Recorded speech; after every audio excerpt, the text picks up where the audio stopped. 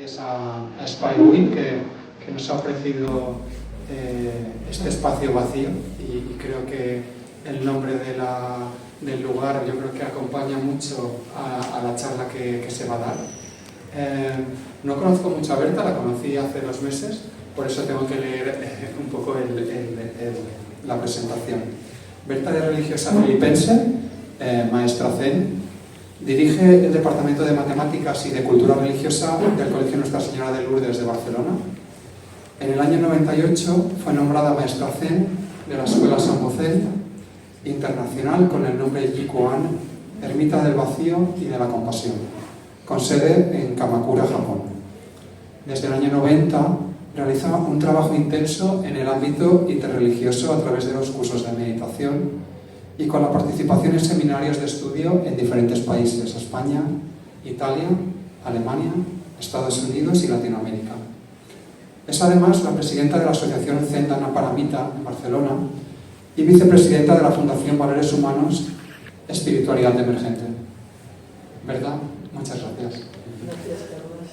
Cuando Carlos me invitó y dijo que sí podía, me dijo: la conferencia tiene que ser los fundamentos del budismo zen. Entonces me encontré con un dilema que era saber cómo era el público, porque si el público es un grupo de personas que están muy acostumbrados a hacer práctica, pues tengo que ir resumiendo para ir a la parte más profunda o más filosófica o más profundamente espiritual de lo que es los fundamentos del budismo zen. De todas formas, haré una repasada así global por si hay diversos niveles dentro del grupo que está presente. En realidad, el budismo zen es una práctica, es una filosofía particular, es una cosmovisión determinada dentro del budismo mismo. Es una vía, un camino muy peculiar. Se basa en una práctica, que es el sazen, la meditación sentada, y un trabajo, sobre todo en nuestra escuela, que es con el koan. Es una perspectiva de llegar a una experiencia profunda del ser que somos, del satori, se dice en sánscrito, o de la iluminación. Eso sería una posible aproximación de lo que es. De todos modos, es importante saber el itinerario que ha seguido a lo largo de la historia este camino que se llama Zen. El origen le tiene en China, porque es donde comenzaron a enseñar los primeros maestros Zen como maestros, y de donde han surgido prácticamente todas las escuelas Zen que existen. Allí es donde los primeros maestros aproximadamente empezaron a llegar desde el siglo 3, 4, 5 de nuestra era. Se encuentran en un país como China, que es culturalmente muy rico. Es decir, tanto el confucianismo como el taoísmo eran dos culturas muy importantes que marcaban la vida, digamos, de las personas chinas. Por una parte, el confucianismo les organizaba como sociedad. Hay una ética concreta, muy social, que está marcada por el confucianismo. Pero después hay un camino espiritual, ético, muy importante, que es el taoísmo, una mirada completamente diferente y trascendente.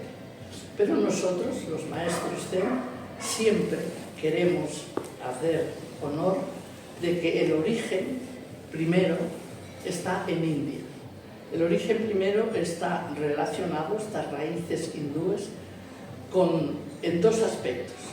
En un primer lugar, porque es a partir de la experiencia profunda de Sakyamuni Buda, es decir, de un príncipe, Siddhartha Gautama, que renuncia, digamos, a su posición como príncipe y ante los grandes interrogantes que todo ser humano tiene, decide un camino que le ayude a despertar una conciencia que no sea tan precaria, digamos, o tan limitada, o tan completamente condicionada por la enfermedad, la vejez y la muerte.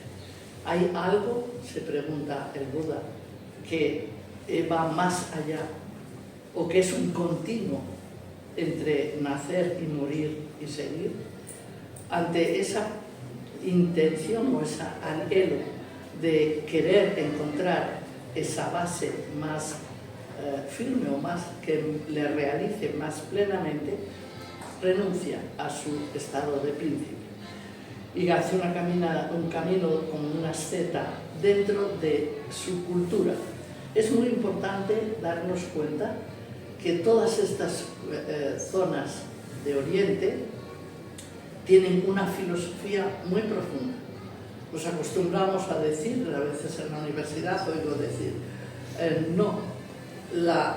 el pensamiento filosófico empieza con los griegos, eso será aquí.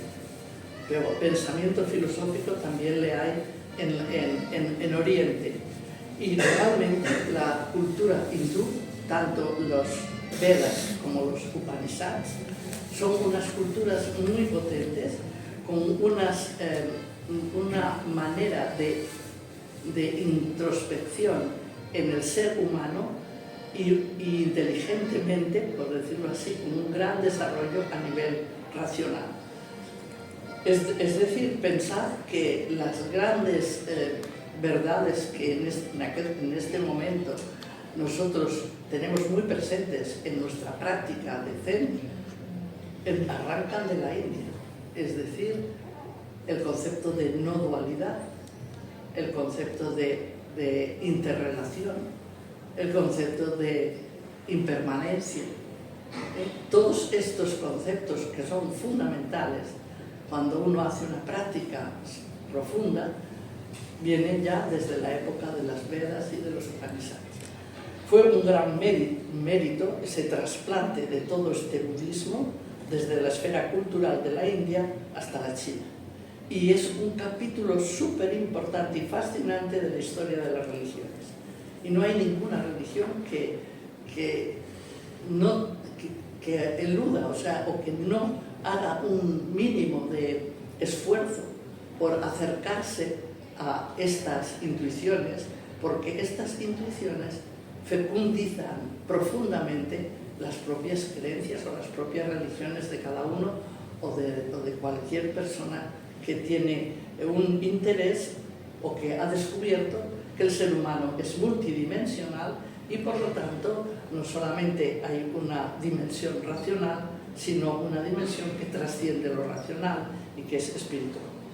Por eso China, cuando acoge el budismo que viene desde la India, lo hace suyo con esta aportación importante que es justamente sobre todo el taoísmo. Si tenéis formación un poco en cómo es la cultura hindú, la cultura hindú tiene todo un trabajo yógico potente que hace que el ser humano llegue a trascender, como si dijéramos, el cuerpo, a pesar de que cultivan el cuerpo. Pero es con la idea de realización, es entrar en el nirvana, digamos. Es ganar el cielo, dirían desde el lenguaje cristiano. Cuando entra en China, esto cambia completamente debido a la cultura taoísta, porque es una cultura muy cósmica, muy interrelacionada, muy convencida de que el Tao es todo y que la salvación es de todos y la realización es cósmica. Todos tenemos que llegar a la plena realización. Entonces el nirvana está en el samsara, está en la vida cotidiana, está en la integración total de lo espiritual en lo concreto, en el aquí y en el ahora.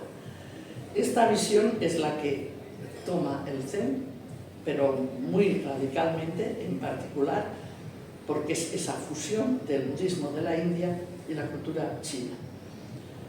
Es Bodhidharma, el personaje es un personaje legendario. Ya sabéis que en la historia de la antigüedad los personajes a veces son varios los que acaban siendo como uno solo en la historia. Seguramente que Bodhidharma existió como monje budista, pero lo que se le otorga a él a lo mejor corresponden a varios más que llegaron de la India a la China. El caso es que Bodhidharma tiene una pequeña definición de lo que es el Zen.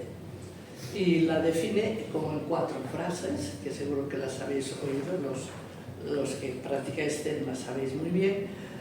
Estas frases, la primera dice: el Zen es una transmisión especial, al margen de toda doctrina. Esto de transmisión especial ya es un poco raro, en el sentido de que no son conceptos los que se transmiten, sino experiencia. ¿Y cómo se transmite una experiencia? Es muy difícil. Tiene que ser un reconocimiento mutuo entre la persona que lo ha experimentado y el que lo ha experimentado. Son como 2 corazones que cada uno otorga al otro esa fe, esa confianza en que esa realidad que se transmite y que no es tangible, que es espiritual, pues es al margen de toda doctrina. No tiene nada que ver que tú sepas mucho o poco, que estés muy ilustrado o que leas muchos libros, ¿no? Ni muchos, aunque sean sutras, aunque sean libros sagrados. Esa es la primera frase. El Zen es una transmisión especial, al margen de toda doctrina. Eso también le hace muy universal y muy abierto, porque cualquiera, sea de la cultura que sea o de la religión que sea, no tiene que renunciar a nada para hacer una práctica de Zen. Puede seguir siendo lo que es o lo que cree. Dice a continuación Bodhidharma: no se basa en palabras ni en erudición, es decir, no es a base de conceptos, de palabras, de filosofías, no se basa en eso. Sin embargo, dice, apunta directamente al corazón del ser humano. Esto es muy importante, apunta directamente al corazón del ser humano y le lleva al estado de despierto, de iluminado. O sea, tener muy en cuenta que esta definición de Bodhidharma es bastante explícita para situar qué es el Zen. Porque esto de que es un camino al margen de toda doctrina es porque no hay Zen si no hay experiencia. Por ahí pasa el Zen. Trasciende toda filosofía, toda ideología, todo ismo. Trasciende tanto la negación como la afirmación y hace que tú llegues a poder responder a la gran pregunta: ¿quién soy yo? ¿Quién soy yo? Como no se basa en palabras, en erudición, no es necesario tener un título especial. Es simplemente de qué manera conectas contigo mismo para llegar a poder experimentar ese quién soy yo. Una vez, cuento siempre esta anécdota, una vez en el aeropuerto con Raymond Paniker, Raymond dice al del check-in, ¿no? Le pide, deme su carnet de identidad, y dijo, no le tengo. Dice, entonces usted no puede viajar. Dice, ¿cómo? Si yo vengo de Santa Bárbara, de Estados Unidos, y luego voy a ir a Bombay, siempre estoy viajando. Pero entonces usted tiene carnet de identidad, ¿no? Y dijo, no, tengo un cartoncito que es el carnet de identificación, pero no es mi identidad. Esa es la diferencia de lo que quiero decir. Es muy claro con este ejemplo. O sea, ¿quién soy yo? No es tu currículum, no es dónde has nacido, no es tu nombre, es quién soy yo realmente. o quién es eso que no nace cuando hemos nacido, ni muere cuando nos morimos, que es la gran preocupación que tenía Buda. El maestro en el Zen, que dice apunta directamente al corazón del ser humano, el maestro lo que tiene que hacer, hace estas preguntas que te descolocan. ¿De dónde vienes? ¿Quién eres tú realmente? Así le pasó a Bodhidharma cuando llegó. El emperador le preguntó, y era un emperador que había hecho templos y traducido sutras y etcétera, etcétera, un afán inmenso por el budismo. Y creía que tenía muchos méritos. Y le dice a Bodhidharma, ¿qué méritos tengo con tanto que he hecho? Dice, no hay méritos, no hay. Hay que hacer lo que has de hacer y punto. Si eres emperador, seguro que puedes hacer lo que has hecho. Otro que no es emperador quizás no puede. Por lo tanto, no hay méritos. Y cuando le preguntan quién es usted para decirme esto, ¿no? ¿Quién es usted? Dice, no sé. No sé, pues estamos buenos. Si encima no sabe quién es. Claro, Bodhidharma está contestando que esa realidad infinita y vacía, que es su esencia, no se la puede mostrar, no sé cómo mostrarla. Por tanto, apunta directamente al corazón del ser humano. Pero este apuntar es a partir de enseñanzas, a partir de frases, a partir de lecturas, a partir de acompañamiento, pero sobre todo el maestro puede ser un espejo en el que tú te miras y que acabas haciendo posible que tú despiertes a tu maestro interior. Si no, esto está perdido, ¿eh? Si eres un gurú que le quitas la pena al otro, esto no hay que cargar con lo de nadie, sino cada uno es una potencialidad infinita. Ese es el dedo. Y tampoco se puede quedar enganchado, por tanto, al dedo, sino a dónde apunta. Eso es un dicho muy corriente. El que le lleve a ver la realidad y conseguir el estado de despierto, porque la palabra Buda es igual que despierto, eso quiere decir que a partir de la práctica, a partir de la meditación, a partir del silencio, a partir de toda una serie de medios hábiles que se llaman upayas, yo llegue a ese conocimiento profundo de mí mismo y de la realidad que me encuentro. Por tanto, eso es la definición de Zen, mínima y muy rápida, pero es correcta. En segundo lugar, si se basa en una práctica, y la práctica es sasen, es meditación sentado, tiene que darnos unos medios hábiles para realizar esta práctica, esta meditación. Y el primero de ellos, cosa que no han hecho otras religiones, nos dice clarísimamente que hay que desarrollar una sabiduría del cuerpo. El cuerpo es el único instrumento que tenemos, es a través de él que experimentamos la vida y todo, ¿no? Por lo tanto, el camino espiritual precisa tener ese cuerpo bien asentado, firme, consciente y libre. Es decir, el plano físico es súper importante porque es la base para realizar el camino de liberación. Por eso, cuando hacemos la práctica, siempre decimos, aconsejamos, que estés bien enraizado, que tengas bien las raíces allí, en el suelo, en la tierra. Ese es tu lugar. Y desde ese lugar, de la tierra misma, coges la energía de la misma tierra.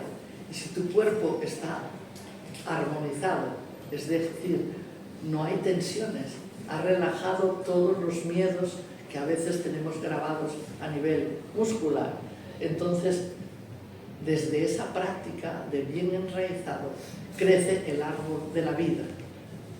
Desde la raíz crece el árbol de la vida, y ese árbol de la vida es de la gran vida, es a nivel espiritual, cosa que hemos pensado en Occidente que no tenía que ser así, que por qué el cuerpo. Incluso en algunas religiones se le ha menoscabado, ¿no? Y se le ha incluso martirizado, dicho de alguna manera, ¿no? Y en ese sentido, cuando hacemos práctica de meditación hay postura, pero es muy amplio, ¿eh? Es verdad que hay postura de loto, de medio loto, de humana, de seiza, es decir, las piernas de una manera o de otra, pero con una base muy firme en el suelo, bien enraizada. Pero también hay en una silla. También en la silla se puede hacer la práctica, porque es importante que el cuerpo esté bien, que esté bien asentado, pero que esté flexible. Es decir, hay unas zonas en nuestro cuerpo que guardan memorias antiguas y que necesitamos relajar para que la práctica sea correcta. Por ejemplo, la zona más importante quizás en la práctica del Zen es la zona del abdomen, es el jara o el tantien, dicho en otro lenguaje. Esa zona tiene que estar completamente relajada. Se suele decir que, lo dice Durkheim, que en esta zona nosotros grabamos muchas sombras y miedos inconscientes que tienen que ver con el instinto de conservación. Es normal porque es ahí donde se engendra la vida, ¿no? Pero se ha de relajar, porque si no la energía, cuando estás meditando, no fluye. De la misma manera, dice, también hay que relajar la zona del tórax, porque la zona del tórax, con mucha frecuencia, tiene a nivel muscular grabadas sensaciones emocionales que no permiten que fluya completamente la energía. Entonces hay que relajar también toda la zona del plexo solar, toda la zona, las costillas flotantes se han de ampliar, es decir, sentir el chakra del corazón, o sea, todo el cuerpo tiene que tener esa actitud relajada. Y también es importantísimo los hombros. La zona de los hombros, todos sabemos lo fácil que es que nos quedamos ahí con dolor. Y ese dolor, curiosamente, se estudia la importancia que tiene las grandes preocupaciones. Así como la primera es muy instintiva y la segunda es muy emocional, la tercera es muy racional. Y es el córtex el que a veces nos crea estas dudas. ¿Tiene sentido mi vida? ¿Qué estoy haciendo aquí? ¿No podría hacer otra cosa? ¿Qué miedo tengo a la enfermedad? ¿A la vejez? ¿Tengo miedo a la muerte? Todas esas interrogantes y miedos a nivel muscular se graban en nuestro cuerpo y están sobre todo en esta zona, en la zona alta, del trapecio y de los hombros. Entonces, para hacer una buena práctica, el primer medio es conocer esta sabiduría del cuerpo y relajar, completamente relajar, para poder estar plenamente presentes. Pensad que la importancia de un camino, que es un camino espiritual, integra todos los niveles de la persona, el nivel físico, el nivel emocional, sensitivo, emocional, mental y espiritual. O sea, tiene que integrarlos todos. No podemos dar saltos sin haber pasado justamente por esta armonización del estado o el estadio anterior. En el Zen y en las prácticas meditativas contemplativas se habla mucho de permanecer. San Juan de la Cruz dice, quedéme y olvidéme. Es decir, quedarse ahí. En el Zen incluso el kanji que es con el que se escribe abismarse, es un kanji que dibujado dice en mi casa, o sea, en mi casa, bajar y hacer pie, o sea, quedarse ahí, ¿no? Ese es el dibujito del kanji, ¿no? ¿Y por qué? Porque no tenemos costumbre de permanecer. En la vida cotidiana, con muchísima frecuencia, cuando algo nos intranquiliza, lo que hacemos es movernos, ir a beber agua, ir a no sé dónde, mirar el WhatsApp, mirar el correo, hacer. Sin embargo, la mejor manera de poder atravesar el miedo, la ansiedad, la preocupación es permanecer. La quietud, completamente la quietud. Cuando uno intenta estar quieto, completamente quieto, se da cuenta cómo su mente elabora continuas palabras, es que vuelve como, se dice mente vagabunda, pero es una mente más bien, como dicen los chinos, como un mono saltando de rama en rama. Va de un sitio a otro, y de otro a otro, y de otro a otro. Entonces, permanecer necesita tener herramientas. Y aunque nosotros hablamos de un triple silencio, es muy importante, pero ¿cómo consigo ese triple silencio? El silencio del cuerpo, con esto que he dicho antes, ¿no? Se lograría esa armonización del cuerpo. Pero el silencio de la mente, ¿cómo hago que la mente se calle, se aquiete? ¿Cómo acabo comprendiendo que la mente racional no es la última razón de mi vida? ¿Cómo experimento que las afirmaciones que tengo vienen derivadas, muchas de ellas, de patrones fijos que quizás sería interesante poderlos desmontar, poderlos deshacer, por clichés, por conceptos, y además, ante los grandes interrogantes, la mente no tiene respuesta, no sabe qué decir, no puede hablarnos de nada que nos ayude concretamente. Por mucho que hablemos de pensamiento positivo, lo más importante es que nos demos cuenta de quién es ese yo. Hay veces, me hace gracia porque el otro día en una revista nuestra que se llama Las huellas del Dharma, la humorista hacía una especie de cuentecito, de tebeo, en el que se dialogan dos personas y una dice a la otra: ¿tú cómo ves la vida? ¿Medio cuenco lleno o medio cuenco vacío? ¿Cómo lo ves? Y la otra responde: yo tengo conciencia del cuenco. Es muy fuerte esta respuesta, porque nos medimos así, por lo que tenemos o por lo que nos falta. Y lo más importante es lo que somos, no es lo que tenemos. En ese sentido, el silencio de la mente implica este silencio.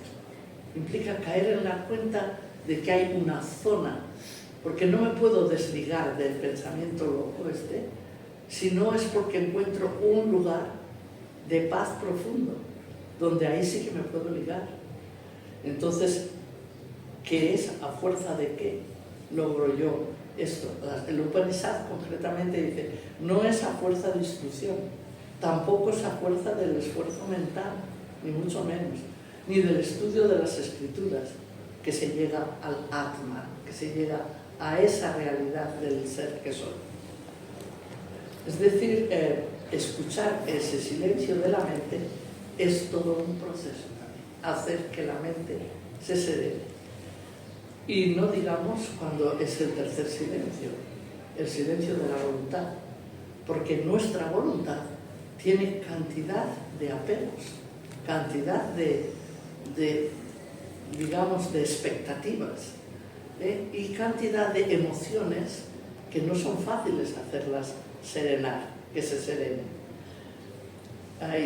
Yo siempre digo que es muy difícil conseguir que se calle estos quereres, estas mentes, porque esa voluntad tenemos que entrenarla, que nuestros deseos no hagan ruidos.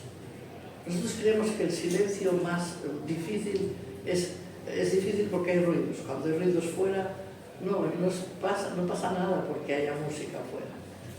No, es igual. No es lo de fuera lo que nos estorba. El silencio es silencio de ego. Es el ego el que habla entre medias y nos dificulta. Y lo mismo pasa con esta voluntad. que yo siempre digo, no es ni tan solo el querer lo que quiero, ni lo que no quiero. Es simplemente aprender cuál es la voluntad que ahora y aquí rige mi vida y el universo entero. Y cómo entro por esa voluntad. Y entonces eso es bastante más difícil de lo que parece, ¿no? Solamente un corazón abierto, flexible, vacío, fluido, eso quiero decir flexible, fluido, que aprecia el momento como absoluto. Y es aquí. Y no arrastra nada del pasado, solo aquí. Para ello, este silencio necesita lo que podremos decir, ejercitar una atención de alta calidad. ¿Y cómo se hace esa atención?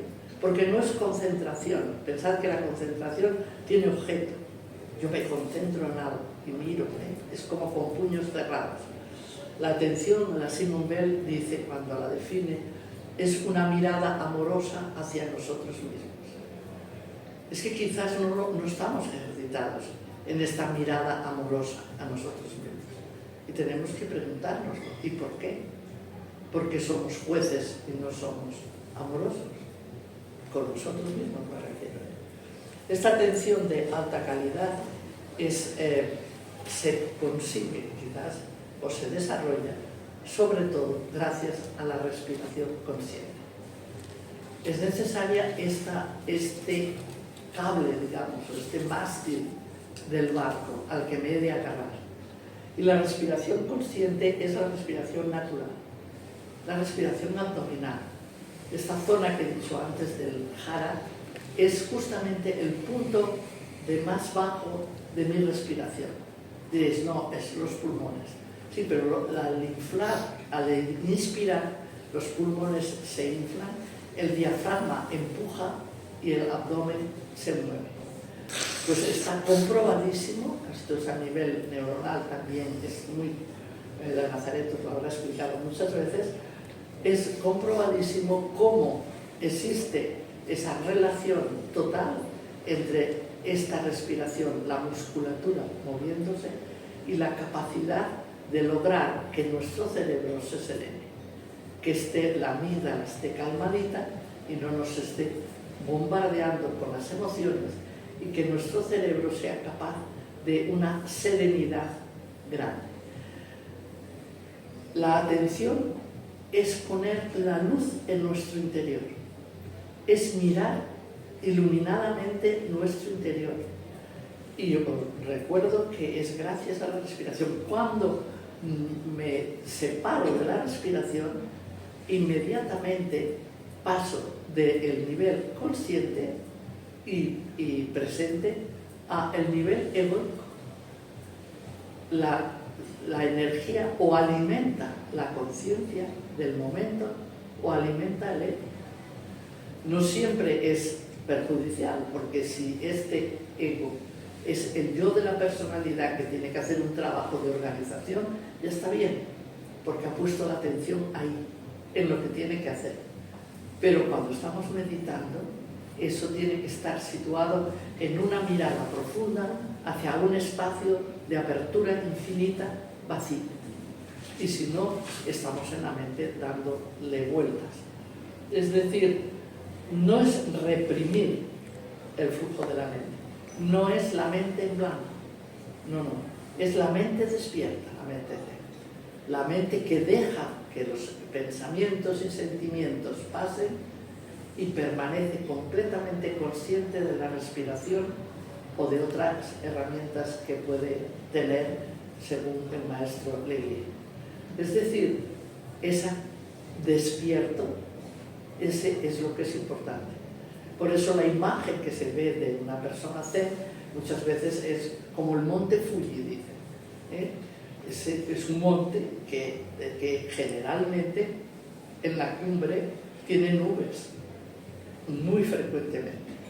La persona zen tiene esta base firme y tiene esta cabeza, podríamos decir, ligada al cielo, y en ella pasan nubes, pasan pensamientos, pero los pensamientos no son la montaña. Las nubes no son la montaña, los pensamientos no son la persona. Y por eso hay que dejarles pasar.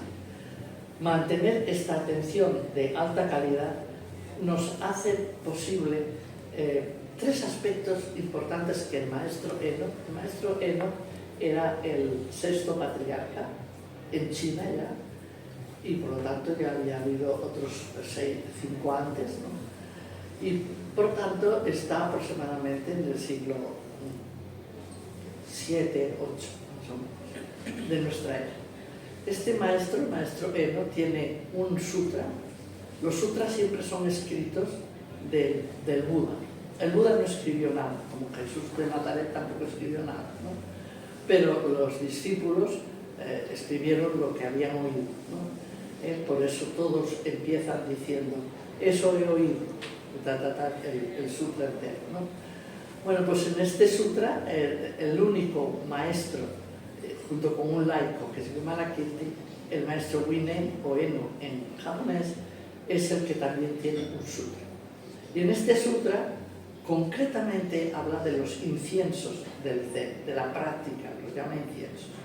Y los tres importantes, dice, la meditación Zen es no objetiva, no tiene objeto, no tiene apego y no tiene detención. Cuando dice no tiene objeto, para él es la esencia de la práctica. No pensamos en nada, no hay ninguna imagen, no hay ninguna luz, no visualizamos nada, es no objeto, no hay ningún objeto. Si hay un objeto, la mente está funcionando en función de ese objeto. Sería una meditación, pero el Zen es contemplación, no tiene objeto. No tiene apego. Esto del no apego es el principio fundamental. O sea, la esencia es no objetivo y el principio fundamental es no apego. El no apego es fundamental. No me apego a nada, completamente a nada. ¿Eso qué quiere decir?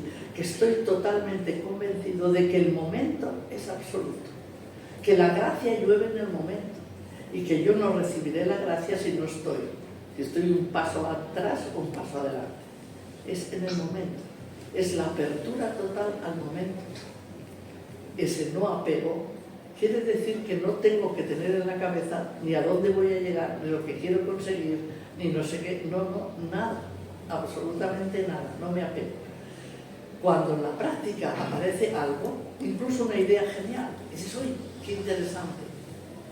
No me apego. No has de soltar. El padre Lassalle, que era jesuita y por lo tanto muy organizado, decía, yo me pongo un papelito al lado y cuando tengo una idea genial me la apunto porque si no, no soy capaz de dejarla pasar. Es un método regular, pero bueno, es un método, ¿no? Quiero decir que a veces se dice, el Zen es la mente en blanco, no, nada de en blanco, es la mente despierta. Por lo tanto, si está despierta y eres una persona humana, tienes pensamientos siempre, pero no te apegas a ninguno. No haces discurso de nada. Yo oigo la música y no digo, es un mundo de mucho ruido, ¿eh? Realmente, esto no, porque entonces ya me he ido con la música a otra parte, no estoy aquí. La vía del no apego durante la práctica nos ayuda muchísimo en la vida, porque también ocurre igual. En la vida hay muchos impactos. Entre el impacto y la reacción al impacto, si tienes conciencia, cambia completamente. Pensad que esa es la maduración del ser humano. El lograr ser consciente en todos los momentos. Cuando en una práctica de meditación hay veces que has vuelto a la respiración 20 veces te has despegado del pensamiento. Por lo tanto, has hecho un ejercicio de no apego continuado y eso es muy positivo. Es muy positivo para la vida cotidiana. cuando te dicen algo, cuando estás dando vueltas, pero ¿para qué no das más vueltas? Ahora camina, ahora respira, ahora estás comiendo, come. O sea, momento a momento, suéltalo. Aprende a no apegarte. Si es necesario que te lo pienses, entonces piensa, ponte a pensarlo y dedícate a pensarlo. Y eso está muy bien. Pero no lo arrastres como una losa que llevas una mochila en la espalda. Es decir, resumiendo este aspecto del no apego, la verdadera libertad, la que nos permite entrar y salir de todas las cosas y de toda la realidad, es justamente el ejercicio del no apego. Experimentar ahí la verdadera libertad.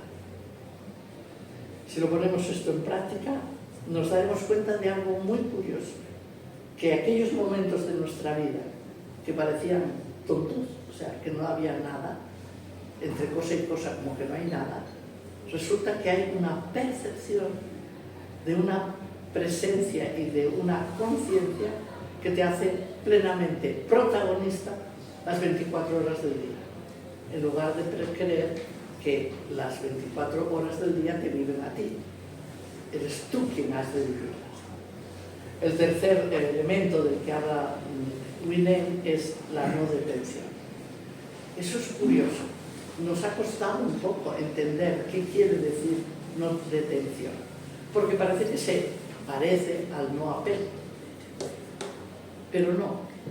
La no detención es que cuando tú estás practicando bien, cuando tú logras entrar en el nivel más profundo de tu conciencia, entonces se produce un efecto fascinante para tu mente, que dice, qué maravilla, aquí me quedo, que no se vaya, y quiere sujetarlo. Y entonces el Zen dice, no detención, continúa con el ejercicio, porque lo que percibes siempre hay algo más, siempre hay otro horizonte más que puedes encontrar. Por lo tanto, no te detengas. Has de ser completamente fiel a la práctica para no detenerte en esos momentos. Aceptar que dejar y fluir es la característica del no detenerse. Suelto y sigo, fluyo y fluyo. Esto en muchos textos de los místicos y en muchos textos, incluso del Evangelio, aparece clarísimamente en el Tabor, por ejemplo, que ya quieren hacer 3 tiendas y quedarse allí porque se está muy bien, y les dicen, no, vosotros vais a ir al mercado, vais a bajar y se acabó. Es decir, el detenerse en el proceso es una tendencia que tenemos. Después, cuando hable un poco del sutra, os lo volveré a recordar. O sea que en la práctica, que es el título que he dicho hasta ahora, después de la introducción, está la sabiduría del cuerpo, la respiración consciente, la atención y nada más. Esa es la práctica. Sin embargo, nosotros también tenemos otra herramienta, que es el koan. En el Zen el koan es importante, sobre todo en nuestra escuela, la escuela Sambo-Zen, que es la de los 3 tesoros, o en toda la escuela Rinzai, y en muchas de las escuelas Soto, no en todas, pero en muchas sí. En realidad, en el Shōgen-sō, que es la gran obra de Dogen Zenki, hay 350 koans, o sea que, a pesar de que se suele decir que no hay, en Soto hay.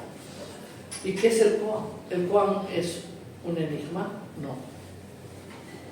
Es un ingenio de un maestro que se le ocurre una cosa original y la lanza y deja aturdido al discípulo. No es un recurso verbal psiquiátrico para romper al ego, tampoco. Pero sí que es un lenguaje único, porque siendo como es lenguaje, no se puede resolver a nivel racional. Solo se resuelve por medio de la experiencia profunda. Entonces, el koan no se resuelve en general, sino que se cae en la cuenta. Dices, ahora me doy cuenta. ¿Y de qué? ¿Y gracias a qué? Gracias a un nuevo estado de conciencia. Se despierta un estado nuevo de conciencia en el que comprendes. ¿Y cómo? Durante la misma práctica, sí. O a veces paseando por la calle o comiéndose una naranja, es igual. En muchos momentos se puede abrir esa puerta de la percepción. Seguro que de todos ustedes tenéis experiencia que incluso sin koan la habéis tenido mirando una puesta de sol o como sea, en el que hay como una rendija, una esclecha que se abre en el ámbito de la percepción que te permite ver la realidad mucho mejor, en todas sus cualidades, porque la vemos muy matizada por nuestros patrones. Entonces, ¿cómo aparecieron estos koans? ¿Cómo es que empujan para despertar otro nivel de conciencia? Pues aparecieron porque antiguamente los monjes y los maestros vivían bajo el mismo techo en los monasterios, cosa que ahora también hay, pero minoría, la mayoría es seglar, es laica y vive en su casa, ¿no? Entonces, en esa situación, el maestro veía por muchos detalles cómo el discípulo iba avanzando. Y entonces, para empujarle a que avanzara más en la apertura de la conciencia, le hacía una pregunta. Y estas preguntas y estos diálogos entre maestros y discípulos es lo que ha originado las colecciones de koans. Hay muchas colecciones de koans y cada una de ellas tiene 100, 50 koans, etc., ¿no? En nuestra escuela también hay desde la miscelánea hasta el Munkan, el Gekikan Ronko, el Soyoroku, una serie de colecciones de koans que son necesarios no pensar, vivir, experimentar, atravesar y que van cambiando tu nivel de conciencia y que nadie le nombra maestro Zen si no ha atravesado todos los 800 más o menos que hay, ¿no?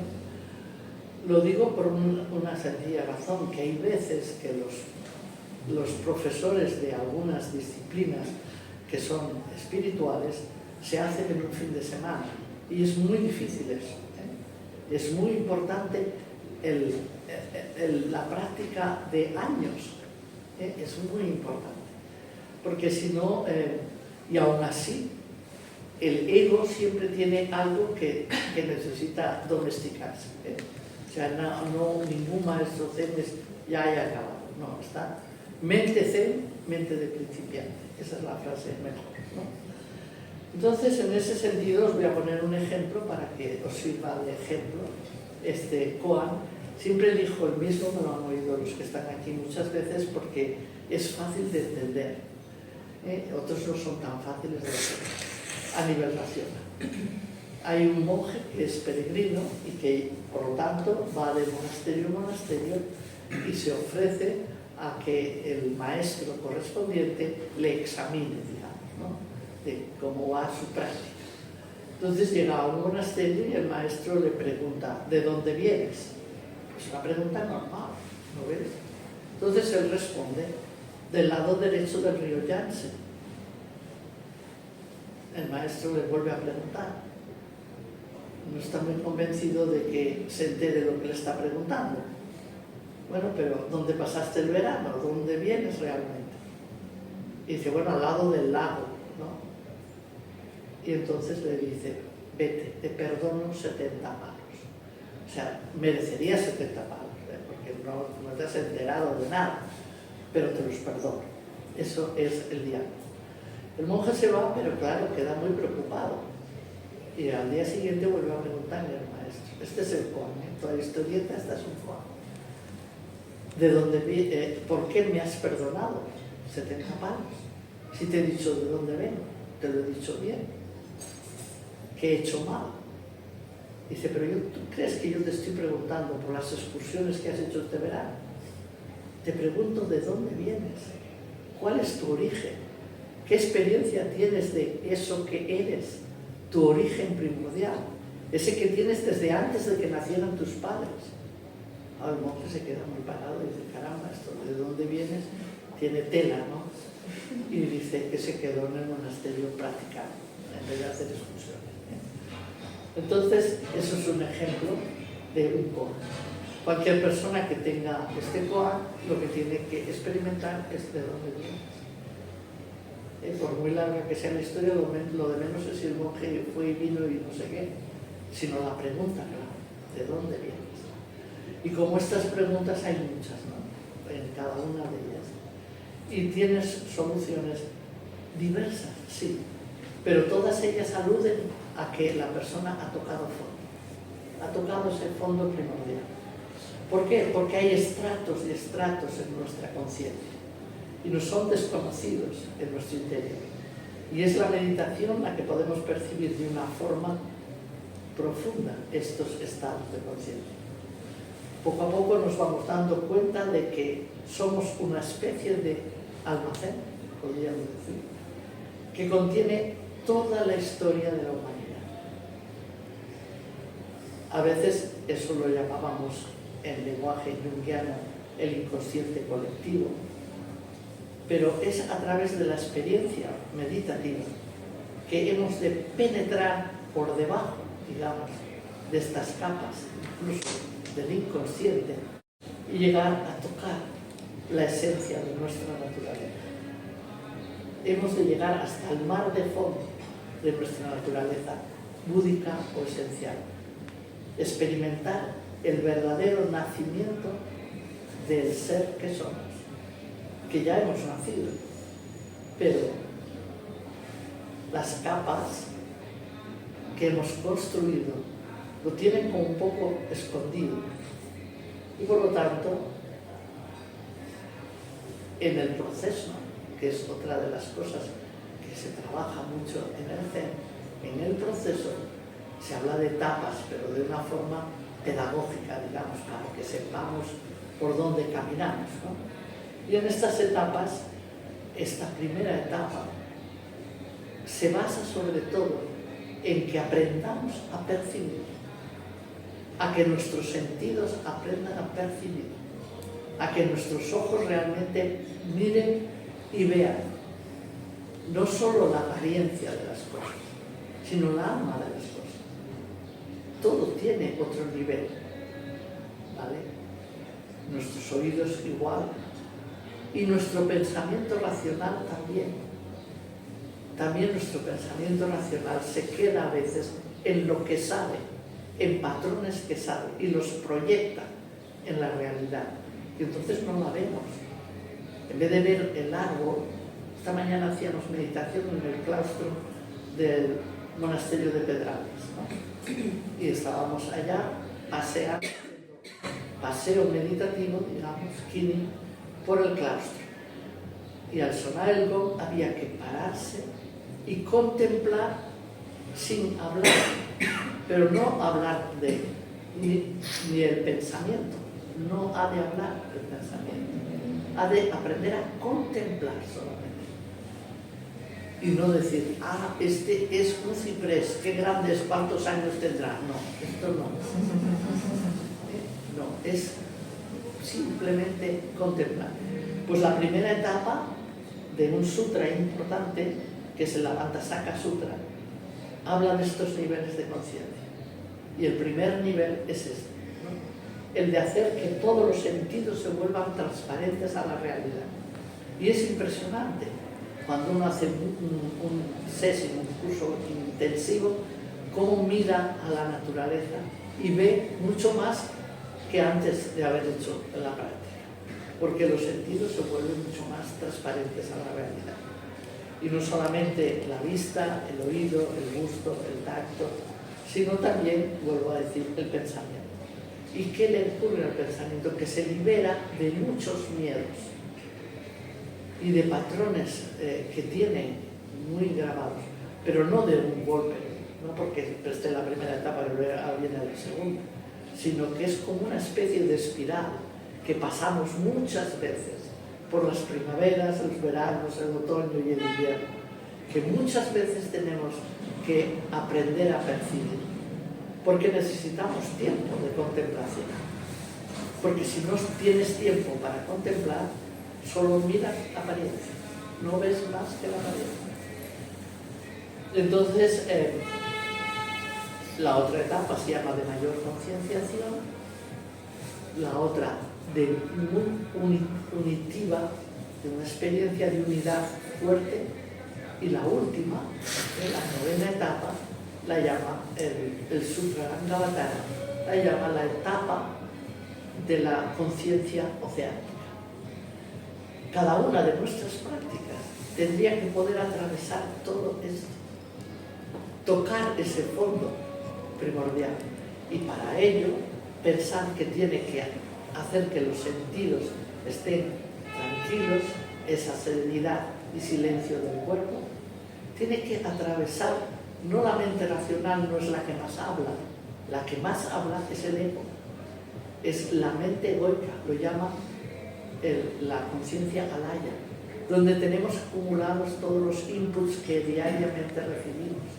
Entonces, liberar es atravesar, no que quede limpio, porque eso es imposible, pero sí poderlo atravesar nuestro inconsciente, que es conceptuado el octavo nivel de la conciencia en este sutra, y llegar a tocar ese fondo.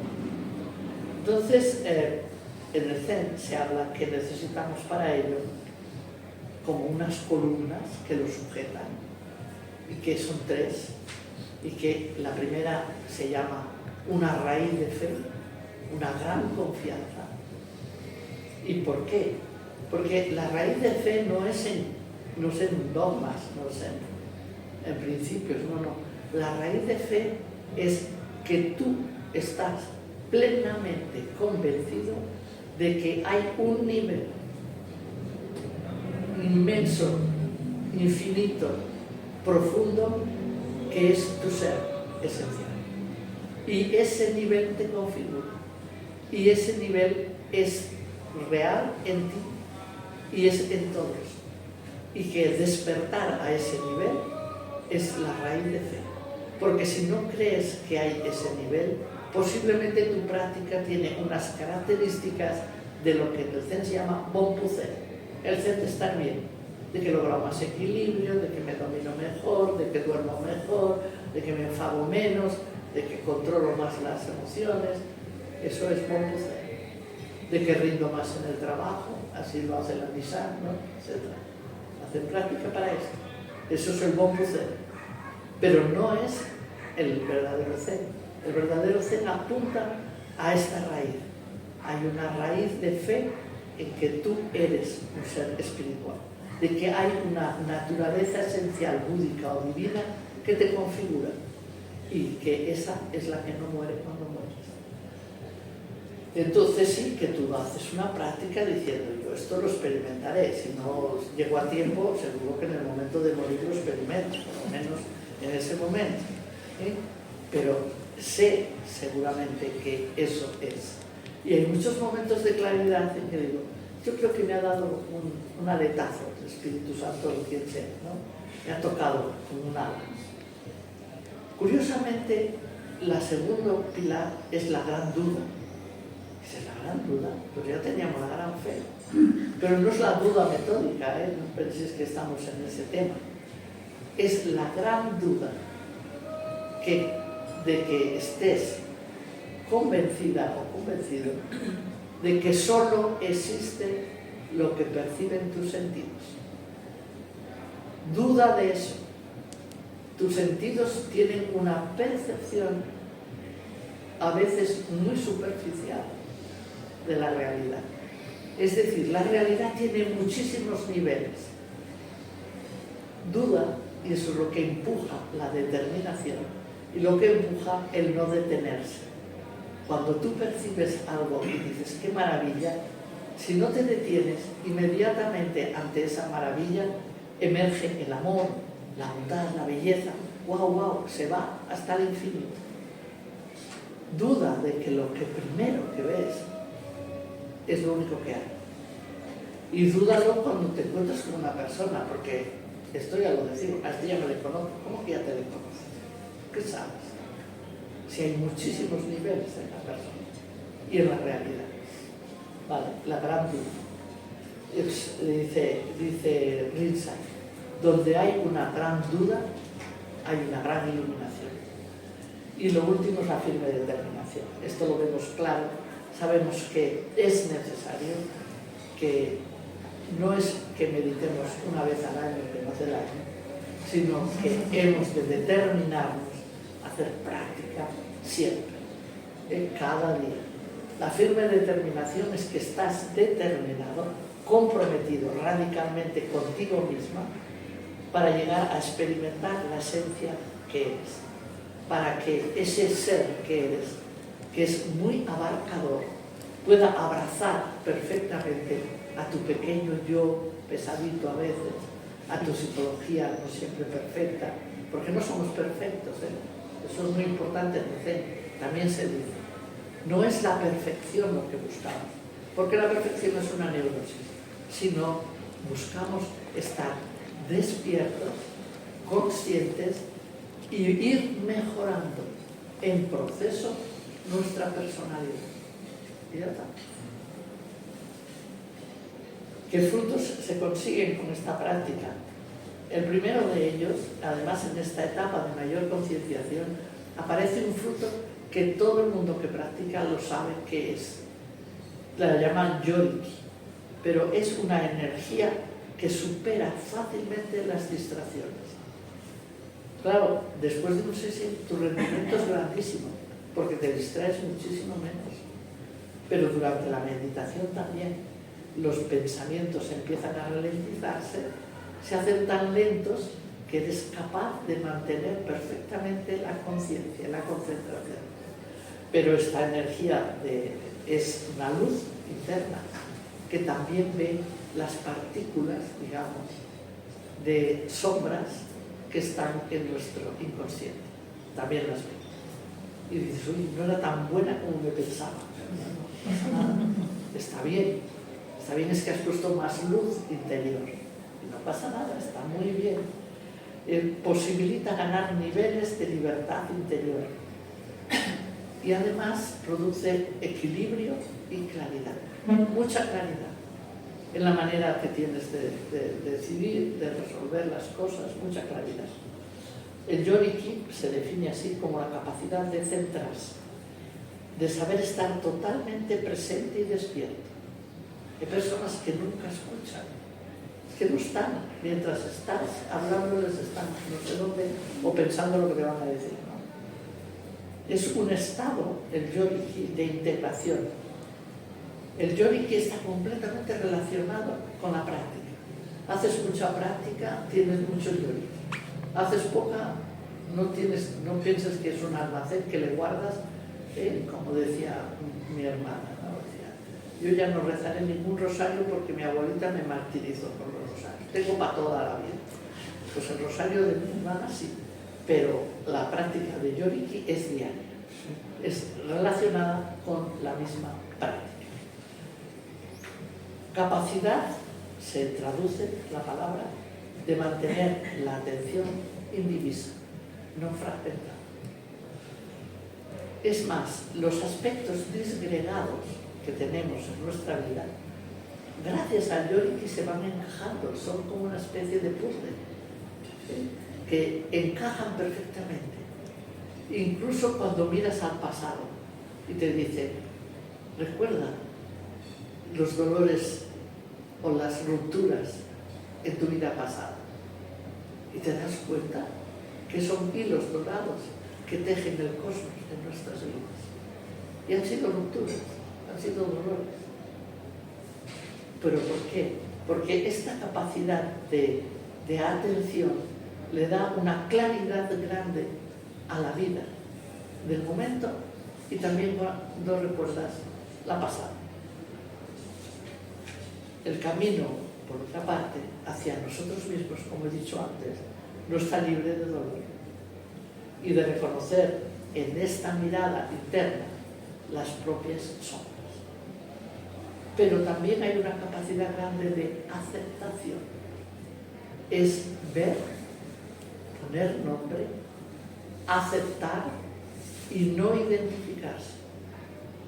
Tengo o he tenido esto, pero no soy esto. Es un punto. La segunda, aquí tendríamos mucho espacio para hablar, pero en esa etapa que se llama unitiva, que Teresa de Ávila lo llama el ápice del alma, es como que todo se unifica, se manifiesta otra energía. Es una energía curiosa porque se llama Chie, pero es una energía de intuición. Es evidente que la práctica de la meditación desarrolla la intuición, pero totalmente evidente.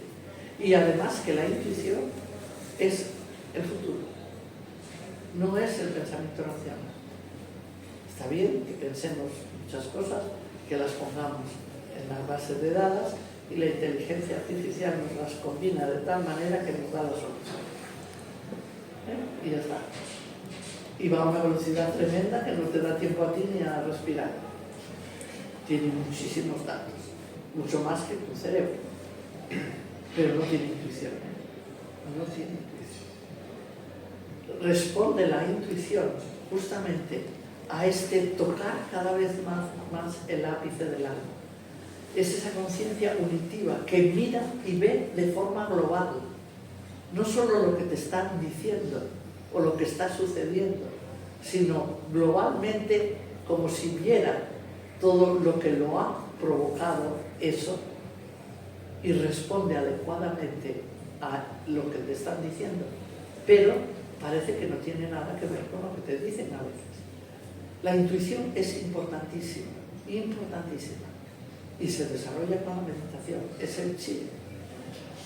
La intuición es un conocimiento, el conocimiento intuitivo muy global, y en ese sentido no lo has pensado, es espontáneo, viene desde esa tierra creativa nuestra y fértil, que está muy en lo profundo de nosotros mismos, corresponde al alma, a unas potencialidades del alma que las tenemos y no siempre hemos hecho uso de ellas, porque tenemos un cerebro tremendo que en cuanto tiene una intuición genial dice, uy, uy, uy, ten cuidado, y ya no lo haces, y ya está, lo estropeas. Pero es conocer y reconocer ese ámbito de la apertura infinita. Es un ámbito, como en el Zen se habla de él con la palabra vacío, la gente se queda ahí, no, un vacío, no es un vacío nihilista, es como una matriz de infinitas posibilidades, eso es. Y por lo tanto, tocar esa tierra fértil es súper importante. Y el último fruto que dentro de la meditación y que ya se da en esa conciencia que llamaba antes oceánica, es el samadhi, pero se ejercita en la vida cotidiana. Hay dos tipos de samadhi. El samadhi positivo, en el cual tú eres consciente de que estás barriendo, de que estás caminando, de que ha amanecido. Ese samadhi de aquí y ahora, me estoy duchando, o tengo la cabeza en otro sitio, aquí. Ese es el samadhi positivo de la vida. Y el samadhi absoluto es en la práctica. Es un momento de insight total, en el que dices, sorprendido, la sorpresa, no sabes qué decir, simplemente te admiras y ya está, ¿no? Pero te admiras después, porque en el samadhi absoluto, tiempo, cuerpo, espacio, todo desaparece. Y por lo tanto, después que dices, qué maravilla, ahí quería quedarme, pero no puedo. Eso es el keicho que se dice, que es ver dentro de nuestra naturaleza lo que somos nosotros mismos. Cuando los místicos lo explican, hace poco hemos hecho en un simposio una experiencia con Thomas Merton, concretamente, Y él lo explica con toda claridad, ¿no? Que estaba esperando un autobús, estaba en la esquina de una calle de Louisville, o sea, y de repente toda la realidad, las personas, los autobuses, la ida y venida y tal, los sonidos, todo, se le hizo transparente, con una mirada que era de un amor que no sabe cómo llamarlo, lo llamó amor, en el que toda la realidad estaba inmersa. Vale, eso es una experiencia de hecho. Entonces, para acabar, ¿qué actitudes básicas emergen de esta práctica que he explicado? La primera de todas, así lo dijo el Buda, hemos de aprender a trascender el sufrimiento. O sea, es curioso que así lo define. Y lo define con las 4 nobles verdades, lo sabéis. La primera, el sufrimiento existe, todos sufrimos, es verdad. ¿Por qué? Porque somos frágiles. Todos tenemos dolor, tendría que decir, más bien. Porque es dolor. El sufrimiento es lo que añadimos al dolor. Porque no le queremos, ¿no? Y como somos frágiles, nos podemos romper una pierna, como somos frágiles, enfermamos, envejecemos.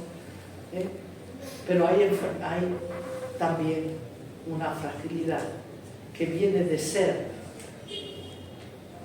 personas cuya aspiración profunda del ser es infinita y su realización es limitada. Y esta carencia del infinito también le hace sufrir. A veces, por lo tanto, el sufrimiento es carencia, simplemente, incompletitud, es sufrimiento físico, psíquico, espiritual, etc. Entonces, esa es la primera noble verdad. Pero lo curioso es que cuando enuncia la segunda dice cuál es la causa de este sufrimiento. Intuimos que existe una causa y el Buda se la pregunta y saca la conclusión en la tercera noble verdad que la causa es el apego. Y por lo tanto, esto que he dicho antes del apego es importante porque es verdad. Basili, que era un monje de Montserrat, que era practicante de Zen, siempre decía a toda la gente que iba a pedirle consejo, muchos enganchados en la droga y demás, les decía, mira, no añadas más, no afegis res, ya ni a prou. O sea, no pegues más a lo que hay. No empieces diciendo que, claro, esto te pasa porque tu padre, porque tu madre, no, déjales tranquilos. No añadas más, no añadas más. Simplemente el sufrimiento el dolor es dolor. Si le abrazas y no te apegas, no produces sufrimiento. Simplemente dices, bueno, me duele la pierna, tengo envidia, no soy la envidia. Entonces no añades sufrimiento, no te identificas. Pero existe la cuarta noble verdad que nos dice que hay un camino y el camino son las 8 rectitudes. Y aquí es donde tenemos que poner énfasis, ¿no? A ver cómo es mi recto pensar, mi recto hablar, mi recta forma de vida, mi recta meditación, las 8 rectitudes, ¿no? La sabiduría.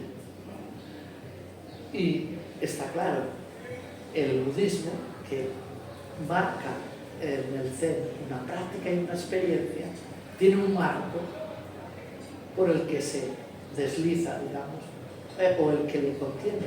Y ese marco es ético. Y eso es importante. También es importante la ética.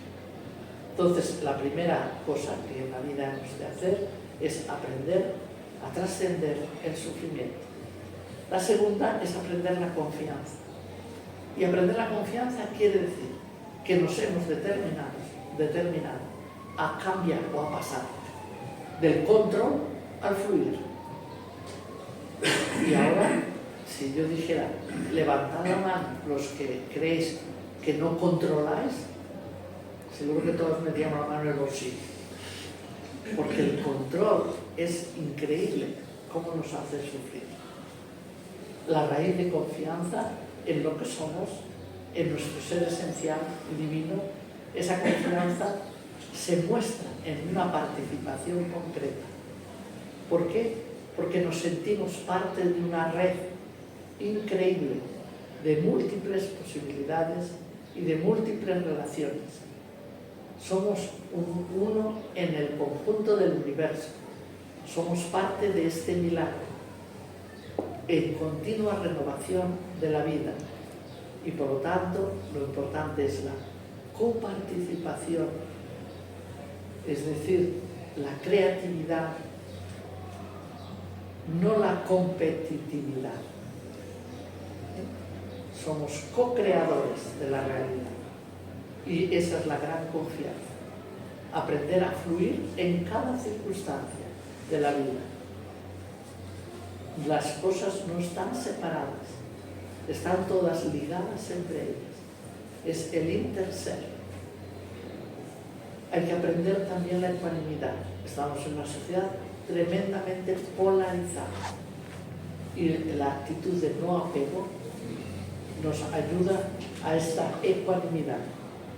Fijaros que en Pali se llama upeka, la ecuanimidad, y dice que implica un grado muy alto de madurez y de libertad para ser ecuánimes. La meditación nos puede ayudar a soltar ansiedades, a soltar ese miedo que tenemos de que creemos que controlamos y hemos de aprender a soltar, a vivir las cosas en el tal cual son, en su talidad, a estar momento a momento y a fluir.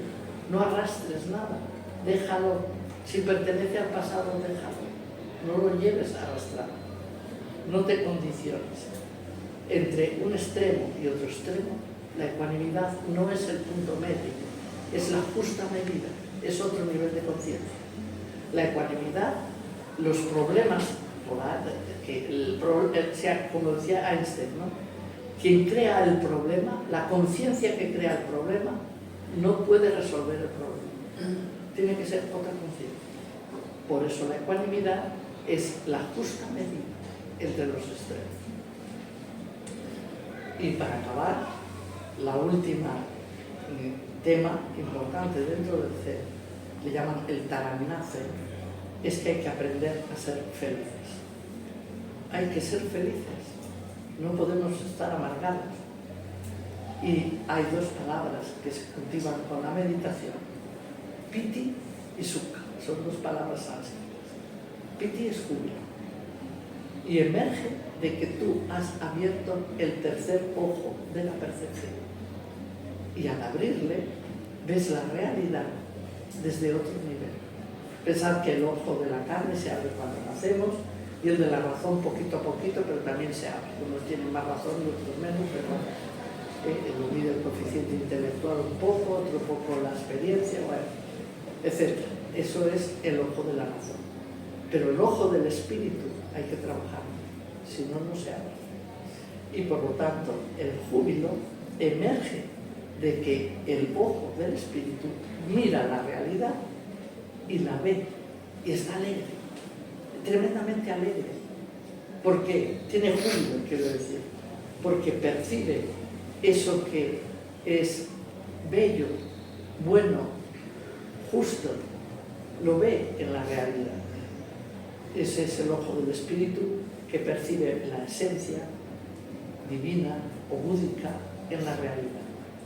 Y sukha, que es el otro estado de la felicidad, dice, no solo ve, sino que además lo experimenta. Es un estado de felicidad que emerge cuando lo experimenta. Aquello que anhela profundamente su corazón, si lo experimenta, produce sukha. Hay veces que se ponen muchas metáforas. Una de las más corrientes es cuando uno va por el desierto y tiene mucha sed y de repente ve un oasis. ¡Wow! Piti, júbilo, qué contento, allá hay un oasis. pero experimenta azúcar cuando llega y bebe. Entonces, la felicidad la experimenta. Pensar que es muy importante ese estado de felicidad. Vivimos en un mundo que se empeña en que estemos enfadados y tristes y enfrentados, ¿no? Entonces, necesitamos esta ecuanimidad y esta actitud de alegría profunda. Solo cuando uno se compromete profundamente con uno mismo, se da cuenta que ha llegado realmente a su mismo corazón y a descubrir esa profundidad en él mismo, que a la vez es el ser que ilumina a todos y al universo entero. Y ahí acaba. Amén. Amén.